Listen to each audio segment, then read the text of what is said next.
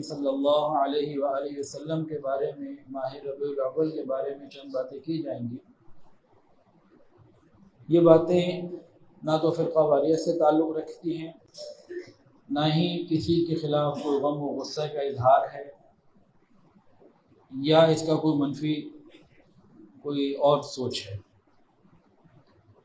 ہمیں کم سے کم خود بھی اور اپنی نسلوں کو بھی صحیح بات کا پہنچانا یہ ضروری ہے کہ حقیقی دین کیا ہے، حقیقی معاملہ کیا ہے۔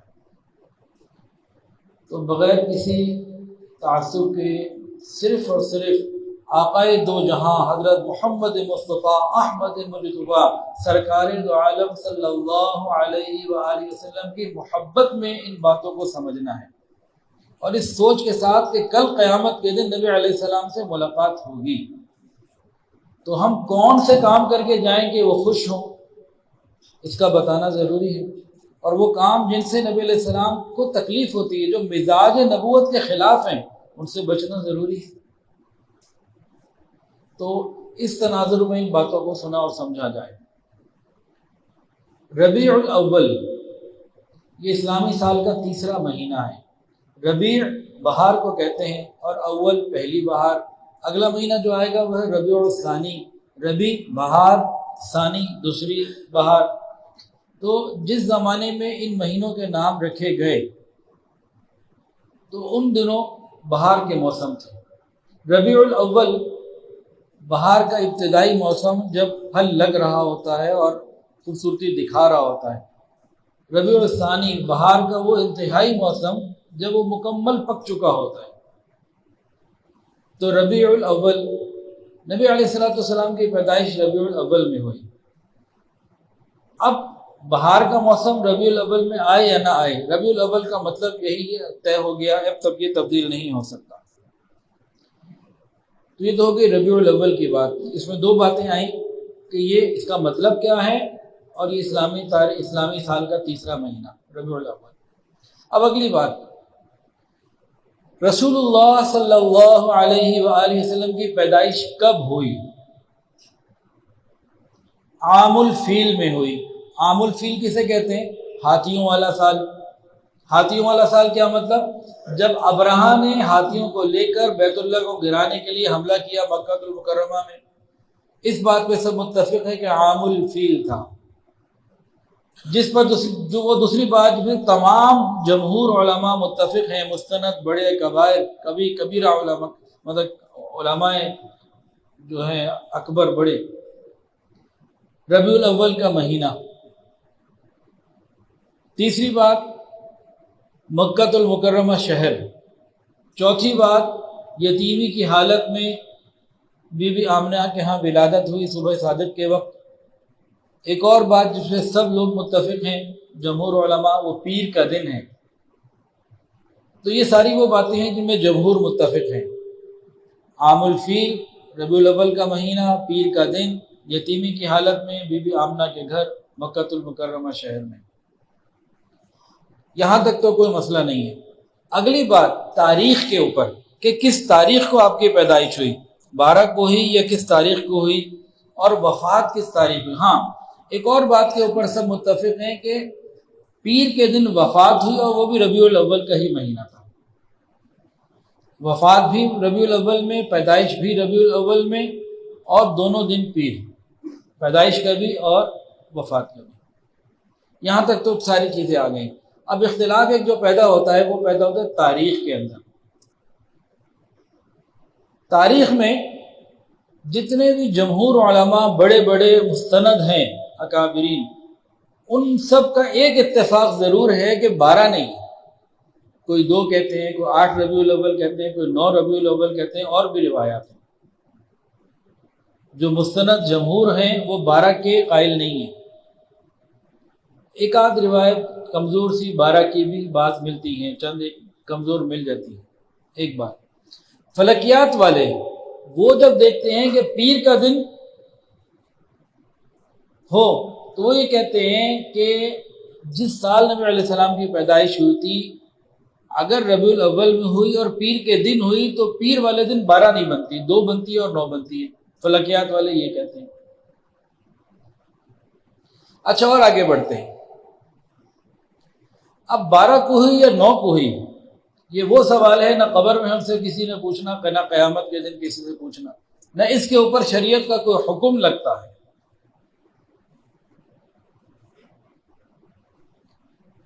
تو 8 کی بھی روایات بہت مستند موجود ہیں، بلکہ امام احمد رضا خان بریلوی بھی 8 کے قائل ہیں، ان کی تحقیق بھی 8 ربیع الاول کی ہے. ہاں، عوام میں 12 مشہور ہو گئی ہے، یہ بات اتنی مشہور ہو چکی ہے کہ اب اس کا ٹھیک کرنا شاید امام مہدی کے آنے تک ممکن نہیں.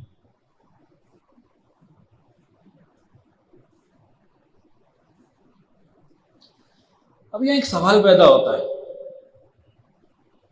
صحابہ کرام کا حافظہ بڑا زبردست تھا اور نبی علیہ الصلوۃ والسلام سے محبت بھی بڑی شدید تھی، انہوں نے تاریخ کو محفوظ کیوں نہیں رکھا؟ انہوں نے ہر ادا کو، آپ کی بات کو محفوظ رکھا، تاریخ کو کیوں محفوظ نہیں رکھا؟ سوال پیدا ہوتا ہے. جواب بھی دے دوں جی. جواب اس کا یہ ہے کہ اللہ تعالیٰ نے خود محفوظ نہیں رکھوایا، اللہ تعالیٰ کی طرف سے حکمت یہی تھی کہ یہ محفوظ نہ رہے. وجہ اللہ جانتے ہیں، لیکن عام ایک سادہ سی وجہ یہ ہے کہ تاریخ پیدائش کے دن سے کوئی حکم جو ہے نا وہ شریعت کا نہیں ہے، یا تاریخ وفات کے دن کے حساب سے بھی شریعت کا کوئی حکم نہیں. اگر کوئی حکم ہوتا تو صحابہ کرام نے سنا ہوتا اور عمل کیا ہوتا، تابعین نے، قرون اولیٰ کے بہترین لوگ جو گزرے انہوں نے عمل کیا ہوتا، اور اگر عمل کیا ہوتا تو تواتر کے ساتھ آج تک موجود ہوتا، بغیر کسی تعطل کے ریگولر موجود ہوتا. نہیں، کسی بچے سے پوچھ لیں جو تھوڑی بہت سمجھ رکھتا ہے تو یہ آپ کو بتا دے گا کہ عید الفطر کی تاریخ کیا ہے، 1 شوال. عاشورہ کی تاریخ کیا ہے، 10 محرم. حج کا دن کون سا ہے، 9 ذوالحجہ. بقرعید کا دن کون سا ہے، 10 ذوالحجہ. یہ سب بتا دے گا، بچے کو بتا. کیونکہ مستقل عمل ہوتا چلا آ رہا ہے، یہاں پہ ایسی کوئی بات نہیں ہے. اگر کوئی بات ہوتی تو یہ لوگ عمل کر رہے ہوتے. اچھا، ولادت بھی ربیع الاول میں اور وفات بھی ربیع الاول میں، اس میں کیا حکمت ہے؟ اس میں بھی تو کوئی حکمت ہوگی نا، کہ بغیر حکمت کے ہو گیا؟ اس میں بھی حکمت ہے. کیا حکمت ہے؟ اصل حکمت تو اللہ کے سوا کوئی نہیں جانتا، اللہ ہی جانتے ہیں.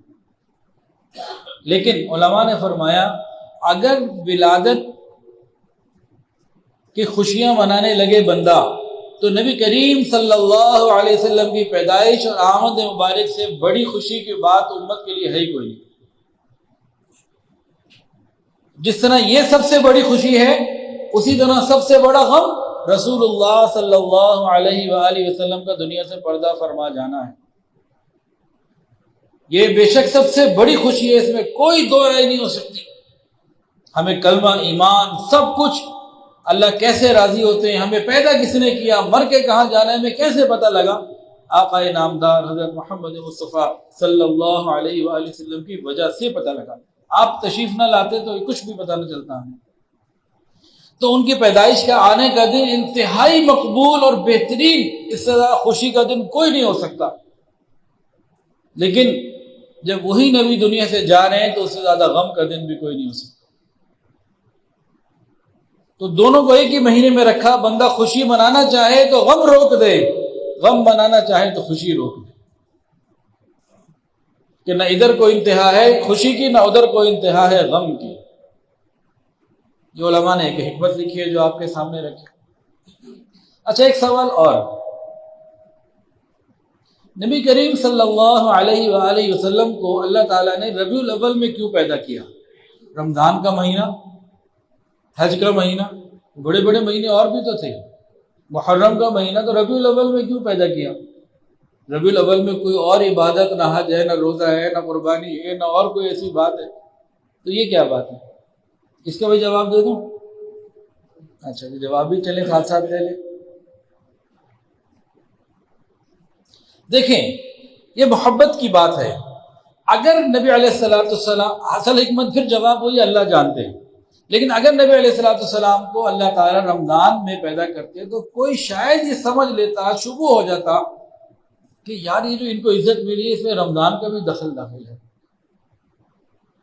تو اللہ رب العزت نے نبی علیہ السلام کو ایسے مہینے میں پیدا کیا جس میں کوئی اور بڑا حکم ہے ہی نہیں، کہ اس مہینے کی عظمت کی وجہ فقط رسول اللہ صلی اللہ علیہ وسلم کی مبارک ذات ہے۔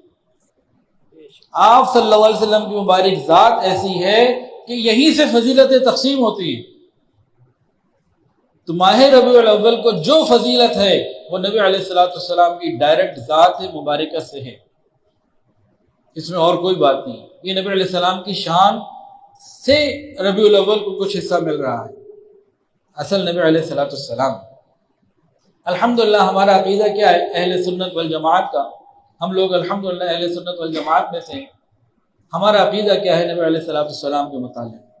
چاروں ائمہ حضرات کا، امام اعظم امام حنیفہ رحمۃ اللہ علیہ، امام شافعی، امام مالک، امام احمد بن حنبل رحمہم اللہ، سب کا کیا کہ حضور پاک صلی اللہ علیہ وآلہ وسلم کا جسم مبارک ساری کائنات سے افضل ہے، جنت سے افضل ہے، زمین سے افضل ہے۔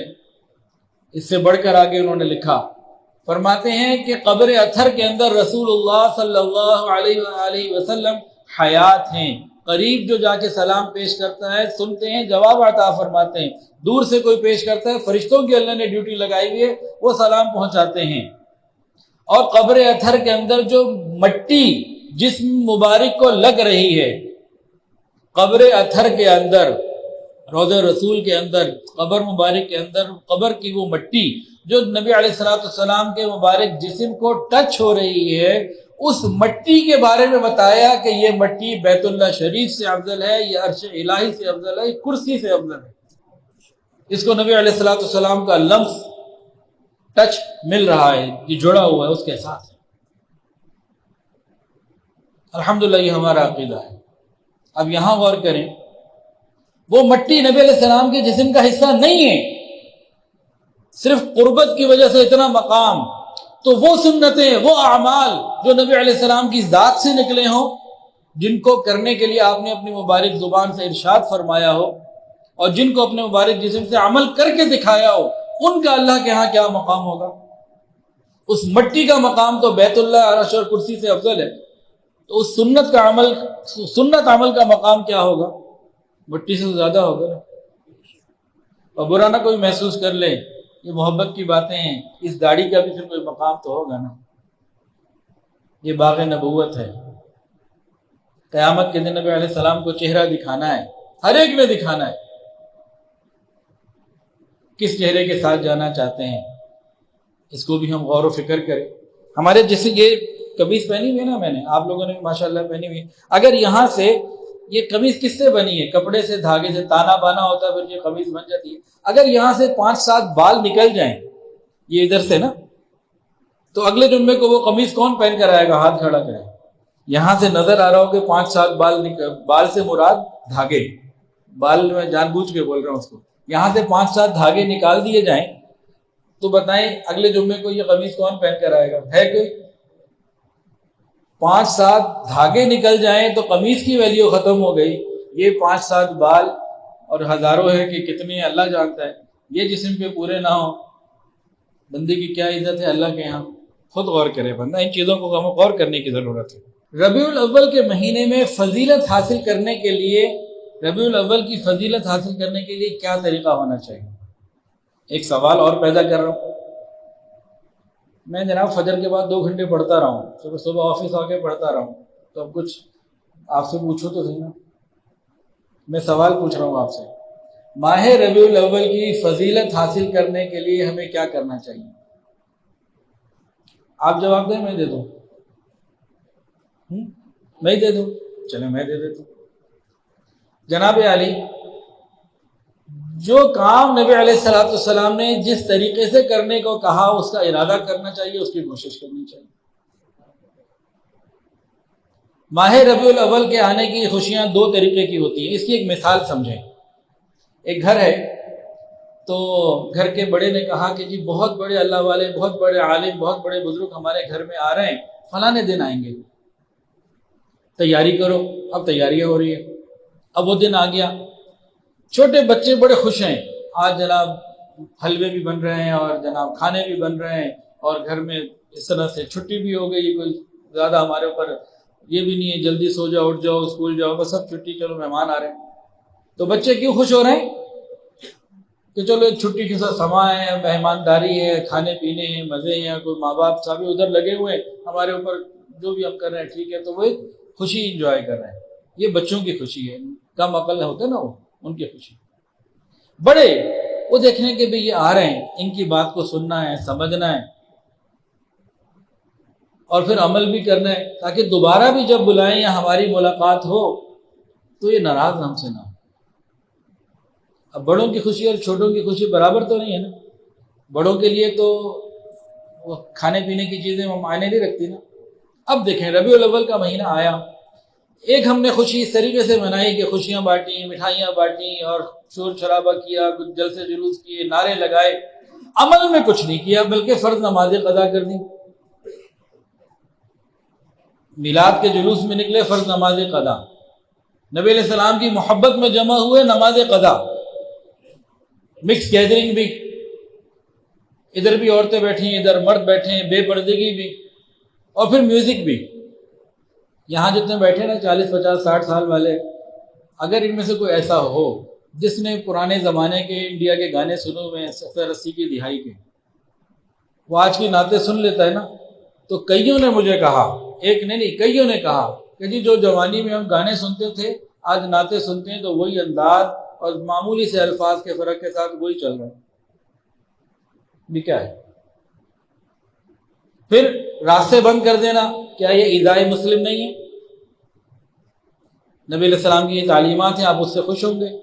چوری کی بجلی اپنی بھی ہو تو اس کے اوپر مال کا ضیاع, کیا حضور اس سے خوش ہوں گے؟ ایک تو یہ طریقہ ہے.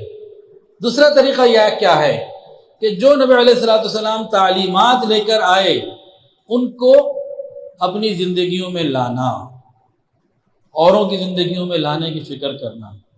کیوں کہ کل قیامت کے دن ملاقات ہو تو رسول اللہ صلی اللہ علیہ وآلہ وسلم سینے سے لگائیں. اس کو خود محسوس کیجئے گا. تو ربیع الاول کو منانے کا طریقہ کیا ہے؟ نبی کے طریقوں پر آ جائیں, آپ کی تعلیمات کو اپنی زندگی میں لے آئیں. اچھا, حضور پاک صلی اللہ علیہ وآلہ وسلم کو اللہ تعالیٰ نے پیر کے دن پیدا کیا اور ربیع الاول میں پیدا کیا. اس میں کیا مناسبت ہے؟ بھائی جمعے کا دن سید الایام, تو پیر کا دن تو سید الایام نہیں ہے. تو پیر اور ربیع الاول اس میں کیا حکمتیں ہیں؟ صحیح حکمتیں تو اللہ ہی جانتے ہیں, لیکن بعض حکمتیں ذرا سن لیجئے. ربیع بہار کو کہتے ہیں اور پیر والے دن کو اللہ تعالیٰ نے اس لیے چنا, اللہ تعالیٰ نے جب مخلوقات کو پیدا کیا تو درختوں کو, نباتات کو اللہ نے پیر والے دن پیدا کیا. اب نباتات سے ہمیں کیا ملتا ہے؟ پھل میوے. اس سے کیا ہوتا ہے؟ ہمیں قوت ملتی ہے جسمانی. تو اللہ رب العزت نے بہار کے مہینے میں جو پھلوں کو ایک تازگی دی ہوتی ہے اور ایک رعنائی دی ہوتی ہے, دیکھ کے نعمت کو خوشی ہو رہی ہوتی ہے, اس طرح کی ساری چیزیں, اور ساتھ ان کو استعمال کرنے سے کھانے سے جسمانی قوت ملتی ہے. بالکل اسی طرح رسول اللہ صلی اللہ علیہ وآلہ وسلم کو پیر کے دن ربیع الاول میں پیدا اس لیے کیا کہ آپ روحانی غذا کی مانند, آپ کی تعلیمات, آپ کے احکامات یہ انسانوں کی امت کی روحانی غذا کی مانند ہے. آپ کے ارشادات پر عمل کرنا, اس سے انسان کو روحانی قوت ملتی ہے, روحانی تازگی ملتی ہے. تو پھل اور میوے بہار کے مہینے میں یہ نعمت, اور حضور پاک صلی اللہ علیہ وسلم روحانی نعمت. تو پیر اور ربیع الاول کی پیدائش میں یہ. دوسری بات, موسم بہار کی جو فصل ہوتی ہے نا, یہ سب سے زیادہ خوبصورت ہوتی ہے اور معتدل ہوتی ہے. گرمی اور سردی کی فصلیں ان کی نسبت موسم بہار کی جو فصل ہے خوبصورت بھی ہوتی ہے, اعتدال والی بھی ہوتی ہے. پھر موسم بہار کے جو دن اور رات ہوتے ہیں نا, یہ بھی اعتدال والے ہوتے ہیں. سردیوں میں راتیں لمبی اور گرمیوں میں دن لمبے. تو موسم بہار میں یہ بھی اعتدال پر ہوتا ہے۔ تو نبی علیہ السلام کو بہار کے موسم میں ربیع الاول میں اور پیر کے دن پیدا کرنے میں یہ حکمت ہو گئی کہ نبی علیہ السلام کی تعلیمات معتدل بھی ہیں اور خوبصورت بھی ہیں۔ خود نبی علیہ السلام کی اپنی مبارک ذات معتدل بھی ہے اور خوبصورت بھی ہے، اور آپ کا دین معتدل بھی ہے اور خوبصورت بھی ہے۔ لوگ کہتے ہیں جی ہم لوگ ولادت کی خوشیاں نہیں مناتے۔ جناب علی، میں یہ کہتا ہوں کہ حضور پاک صلی اللہ علیہ وآلہ وسلم کی ولادت ایک مرتبہ نہیں 2 مرتبہ ہم 2 خوشیاں مناتے ہیں۔ نبی علیہ السلام ایک مرتبہ پیدا نہیں ہوئے، 2 مرتبہ کی خوشیاں ہم مناتے ہیں۔ کیا مطلب؟ نبی علیہ السلام ماہ ربیع الاول میں پیر والے دن دنیا میں تشریف لائے، انتہائی مبارک اور خوشی کا موقع، یہ آپ کی جسمانی ولادت ہے۔ 40 سال کی عمر میں غار حرا میں جب آپ کو نبوت ملی، وحی کا نزول ہوا، یہ آپ کی روحانی ولادت ہے۔ جسمانی ولادت سے محمد بن عبداللہ دنیا میں تشریف لائے، اور روحانی ولادت سے محمد الرسول اللہ دنیا میں تشریف لائے۔ جسمانی ولادت سے آپ کی صورت مبارکہ دنیا کے سامنے آئی، آنکھیں اتنی خوبصورت، ماتھا اتنا خوبصورت، قد اتنا خوبصورت، رنگ اتنا خوبصورت، پنڈلیاں مبارک اتنی شاندار اور انگلیاں اتنی پیاری۔ تو جسمانی ولادت سے آپ کی صورت مبارکہ یہ دنیا کے سامنے آئی، اور روحانی ولادت سے جسمانی ولادت کے 40 سال بعد آپ کی سیرت مبارکہ دنیا کے سامنے آئی۔ یہ آپ کے اخلاق ہیں، یا آپ کے کردار ہیں، یا آپ کی راتیں ہیں، یا آپ کی باتیں ہیں، یا آپ کی ملاقاتیں ہیں، یا آپ کے طریقے ہیں، یا آپ کے لوگوں کے ساتھ معاملات ہیں، یہ معاشرت ہے۔ تو جسمانی ولادت سے صورت مبارکہ دنیا کے سامنے آئی، اور روحانی ولادت سے سیرت مبارکہ دنیا کے سامنے آئی۔ اور اگر غور کریں توجہ کے ساتھ اس کے اوپر، جسمانی ولادت سے جمال مصطفیٰ دنیا کے سامنے آیا، اور روحانی ولادت سے کمال مصطفیٰ دنیا کے سامنے آیا۔ ہم لوگ کیا کرتے؟ ہم جمال مصطفیٰ صلی اللہ علیہ وآلہ وسلم کا ذکر کرتے ہیں، جو کرنا چاہیے، بہت ضروری، اچھی بات ہے۔ ایمان کی صحابہ کرام کرتے تھے، ایمان کی دلیل ہے، محبت رسول کی دلیل ہے۔ لیکن اس میں سمجھنے والی بات کیا ہے؟ اس میں ہم جمال مصطفیٰ کا ذکر کر کے کیا کر سکتے ہیں؟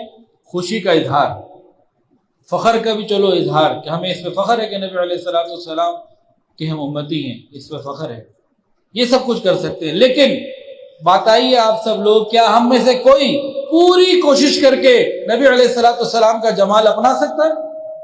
اپنی ناک کو ویسا بنا سکتا ہے، کان ویسا بنا سکتا ہے، چہرہ ویسا بنا سکتا ہے؟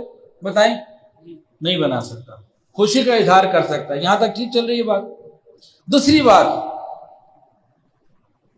کہ کمال مصطفیٰ صلی اللہ علیہ وآلہ وسلم کا ذکر کر کے، سیرت کا ذکر کر کے ہم وہ چیز اپنا سکتے ہیں، بلکہ اس کا حکم ہے قل اطیعوا اللہ واطیعوا الرسول، جگہ جگہ قرآن میں، جگہ جگہ اللہ اور اس کے رسول کی اطاعت کرو۔ تو ہم کمال مصطفیٰ نبی علیہ السلام کی تعلیمات کو اپنا سکتے ہیں، فکر کر کے، ہمت کر کے، کوشش کر کے۔ ہر شخص داڑھی رکھ سکتا ہے، ہر شخص ٹخنے ننگے رکھ سکتا ہے، ہر شخص رات کو تہجد پڑھ سکتا ہے، ہر شخص تمام سنتوں پر عمل کرنے کی کوشش کر سکتا ہے، جس کا حکم بھی ہے۔ اب ہم کرتے کیا ہیں؟ جب ذکر ہوتا ہے جمال مصطفیٰ کا تو سبحان اللہ، الحمدللہ، ماشاء اللہ کہہ کے نماز قضا کر کے جا کے سو جاتے ہیں۔ جب آتا ہے سیرت مصطفیٰ کا ذکر تو ذمہ داریاں آتی ہیں، یہ کرو، یہ نہ کرو، وہاں سے ہم بھاگتے ہیں۔ تو ہم نے بیچ میں سے راستے نکالے ہوئے اپنی وجہ سے۔ تو نبی علیہ السلام کی پیدائش، جسمانی پیدائش، یہ ابتدا ہے روحانی پیدائش کی طرف جانے کے لیے، اور اصل مقصد جو ہے وہ روحانی پیدائش ہے، جسمانی پیدائش اس کا ذریعہ ہے۔ اب آپ کہیں جی اصل مقصد، اس کو کیسے کہہ دیا آپ نے؟ قرآن کھول لیجئے، لقد من اللہ علی المؤمنین اذ بعث فیہم رسولا من انفسہم، اللہ تعالیٰ جگہ جگہ بتا رہے ہیں، قرآن میں کئی جگہ پر ہے کہ کسی مقصد کے تحت بھیجا گیا ہے.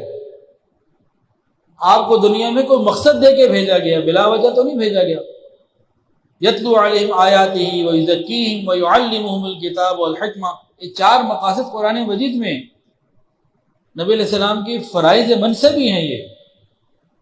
تو جسمانی ولادت سے فرائض منصبی پورے واضح نہیں ہوتے، روحانی ولادت کا ذکر کر کے سمجھ کے عمل کر کے فرائض منصبی کو سمجھ کر امت نبی علیہ السلام کے طریقے پر چل کر جنت پہنچ سکتی. نقش قدم نبی کے ہیں جنت کے راستے، نقش قدم نبی کے ہیں جنت کے راستے، اللہ سے ملاتے ہیں سنت کے راستے. تو ہمیں اللہ تعالیٰ سے ملنے کے لیے نبی علیہ السلام کے طریقے پر چلنا ہے. نبی علیہ السلام نے ارشاد فرمایا، جس نے میری سنت سے اعراض کیا، اس کو ہلکا سمجھا، چھوڑ دیا، وہ مجھ میں سے نہیں.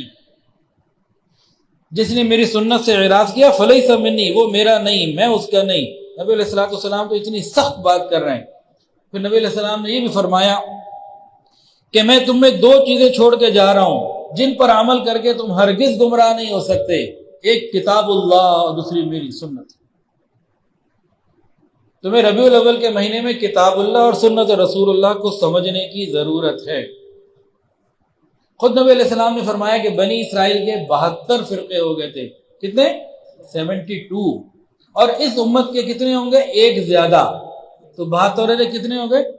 73 ہو گئے. 73 فرقے ہوں گے، یہ حدیث ہے. صحابہ نے پوچھا نجات کن کی ہوگی؟ 73 میں سے سارے تو جنت میں نہیں جائیں گے نا. ناجی کون ہوگا؟ نجات پانے والا کون ہوگا؟ تو نبی علیہ السلام نے کیا فرمایا؟ جو میرے اور میرے صحابہ کرام کے طریقے پر ہوگا. اصول بتا دیا. فرمایا جو میرے اور میرے صحابہ کرام کے طریقے پر ہوگا یہ نجات پانے والا ہوگا. تو ہم نبی علیہ السلام کے طریقوں کو اپنائیں، صحابہ کرام کے طریقوں کو اپنائیں. اب 4 واقعات ہیں، مختصر کر کے سناتا ہوں انشاءاللہ تعالی کہ صحابہ کرام کیا ہے. صحابہ کرام کیا ہیں؟ یہ معیار حق ہیں. جتنا انہوں نے نبی علیہ السلام سے محبت کی، جتنی انہوں نے اطاعت کی، کسی اور نے نہیں کی. وہ کیسے محبت کرتے تھے؟ یہ ہم سے نہیں ہوتا. ہم کوئی نہ کوئی درمیان میں سے راستہ نکال کے بھاگ جاتے ہیں، عمل پر نہیں آتے، آنا چاہتے بھی نہیں. اگر آنا چاہتے ہیں تو اس کے لیے کوشش پوری نہیں کرتے. ہاں جو آنا چاہتا ہے وہ پھر علماء سے تعلق رکھے، رابطہ رکھے، آنا جانا رکھے، اللہ والوں سے کوئی بیعت کا تعلق ہو، ذکر مراقبے میں وقت گزارے، تو پھر تو بات ہے کہ کوشش بھی کر رہا ہے. ورنہ خالی تمنا ہے، اس تمنا کی جنت تیرا مشکل سے ملتی ہے، کچھ فکر بھی کرنی پڑتی ہے. اب ذرا غور کیجئے، ایک صحابی ہیں حضرت عبداللہ بن عمر بن عاص رضی اللہ تعالیٰ عنہ. عبداللہ بن عمر بن عاص رضی اللہ تعالیٰ عنہ فرماتے ہیں ایک دفعہ میں نے ایک کپڑا پہنا ہوا تھا، قمیص پہنی ہوئی تھی، اور نبی علیہ السلام کی خدمت میں حاضر ہوا تو پوچھا یہ کیا ہے، یہ کیا پہنا ہوا ہے؟ تو میں نے نبی علیہ السلام کے چہرے پہ ناگواری کے اثرات دیکھے فوراً میں باہر گیا، اپنے کمرے گھر میں گیا. وہاں اس آگ جل رہی تھی، تندور وغیرہ کسی چیز کے لیے، روٹی کے لیے. میں نے وہ قمیض اتاری، سیدھی جلا دی. پھر میں فوراً حاضر ہوا، یا رسول اللہ صلی اللہ علیہ وآلہ وسلم، یہ جو قمیض جس کو دیکھ کے آپ نے ناگواری کا اظہار کیا تھا میں نے جلا دیے، بس آپ مجھے معاف کر دیں، بس راضی ہو جائیں، وہ میں نے جلا دی. فرمایا میں نے تمہیں جلانے کو تو نہیں کہا تھا، اپنی بیوی کو دے دیتے، بہن کو دے دیتے، بیٹی کو دے دیتے، جلانے کو تو نہیں کہا. اب کتنے رنگ ایسے ہیں جو عورتوں کے لیے ہیں، مرد اگر پہنے عورتوں کو دے دو. ایک واقعہ اور سن لیجیے. اچھا ہم میں سے کوئی ہوتا نا تو کیا کرتا؟ یار بازار میں بیچ کے پیسے ہی لے لو، رنگ ہی بدل لو. نبی علیہ السلام ایک مرتبہ مدینہ طیبہ میں ساتھیوں کے ساتھ باہر نکلے تو ایک گھر نظر آیا، ایک انصاری صحابی کے، اس کے اوپر نا قبہ بنا تھا، گنبد بنا تھا، ڈوم. اس زمانے کے حساب سے ذرا باقیوں سے عالیشان بنا لیا تھا انہوں نے. نبی علیہ السلام نے پوچھا یہ کس کا ہے؟ میں فلاں صحابی کا. آپ کے چہرے پہ کچھ اثرات آئے ناگواری کے. اچھا ان صحابی کو نہیں پتہ چلا.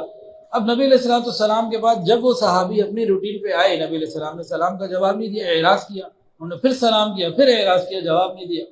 اب انہیں پریشانی لگ گئی، یہ کیا ہوا، رحمت اللہ عالمین میری طرف متوجہ نہیں ہو رہے۔ تو انہوں نے باقیوں سے پوچھا بھائی کیا ہوا؟ کہا یہ تو گئے تھے نبی علیہ السلام تشریف لے گئے تھے، تمہارا وہ مکان نظر آیا بڑا تم نے شاندار قبہ بنایا ہوا ہے، فوراً گئے جا کے اس کو پورے کو توڑ دے، زمین برابر کر دیا اور آ کے کسی کو نہیں بتایا، نبی علیہ السلام کو آ کے نہیں بتایا کہ میں نے یہ کر دیا، محفل میں آ گئے۔ پھر نبی علیہ السلام کا دوبارہ جب وہاں سے گزر ہوا دیکھا وہ قبہ کدھر ہے، کہا جی ان کو یہ اندازہ ہوا تھا اور اس طریقے سے انہوں نے تحقیق کی، بعد میں عملیات کر دیا، ختم کر دیا۔ نبی علیہ السلام سے خوش ہو گئے۔ صحابہ کرام اتنی خوشی کا خیال رکھتے تھے نبی علیہ السلام کی۔ ایک صحابی وائل بن حجر رضی اللہ تعالیٰ عنہ فرماتے ہیں نبی علیہ السلام کی خدمت میں حاضر ہوا، میرے بال بڑے لمبے تھے، آپ نے ناگواری کا اظہار کیا، میں نے فوری طور پر گیا اور بال کٹوا دیے، اور نبی علیہ السلام نے بعد میں پسندیدگی کا اظہار کیا کہ مردوں کے لیے لمبے بال یہ نبی علیہ السلام کو پسند نہیں۔